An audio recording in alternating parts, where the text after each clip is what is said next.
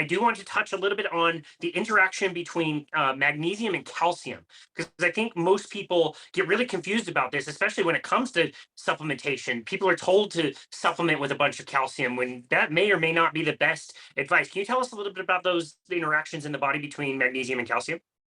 Yeah, there's supposed to be a ratio of calcium to magnesium. And apparently that was a misinterpretation of a French researcher who said never take more than 2 times calcium to 1 part magnesium. Never, never, never. And it was interpreted that, oh, you have to have 2 parts calcium to 1 part magnesium.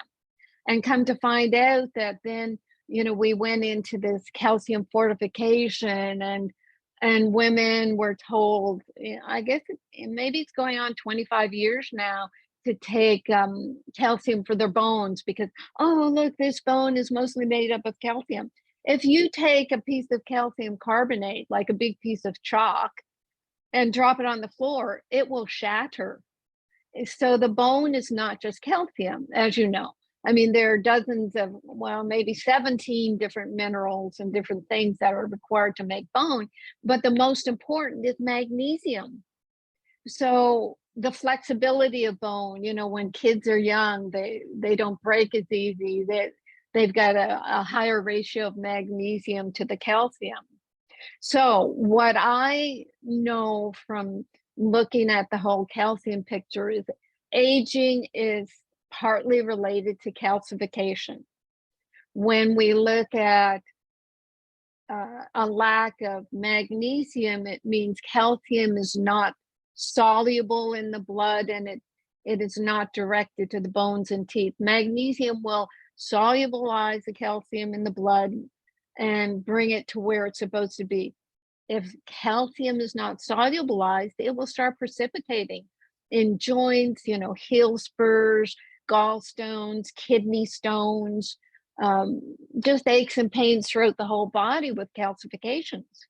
So we even, like the carotid arteries, they'll Yeah. calcify. The heart arteries, for Pete's sakes, will calcify. And what do? We go in with roto-rooters and try to scrape off the calcium.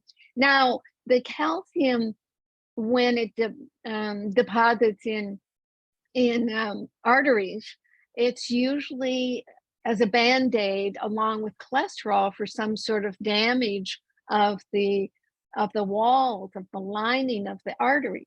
Now, what's damaging those walls and arteries is probably a lack of good fats. Yeah. The PUFAs, you were talking about canola oil in one of your podcasts, and canola oil is the original GMO.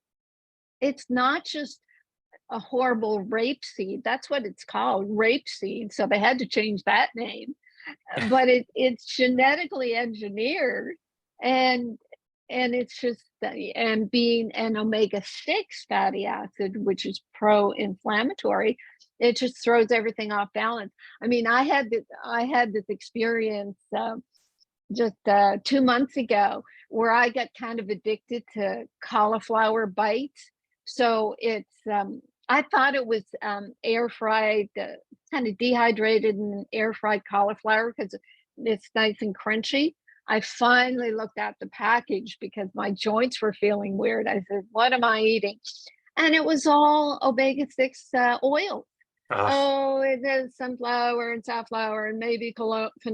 And and terrible. as soon as I stopped eating it, my joints were better.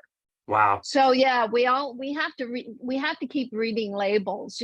The health food stores have become such a marketing enterprise because they will put, they'll put keto on everything, for example. And Exactly. then you look and it's the sugar free. So what does it have? It's got erythritol. It's got alcohol sugars or sugar alcohol. And some people react to them. I mean, xylitol, some people get the laxative effect with xylitol. And the marketing of I can't believe how fast keto caught on, but it was because of the marketing behind it. Yeah. Yeah, totally. Yeah, you see products from all kinds of companies, and you're right. You look at the ingredients, and it's a train wreck. It's like just go eat some eggs for heaven's sakes.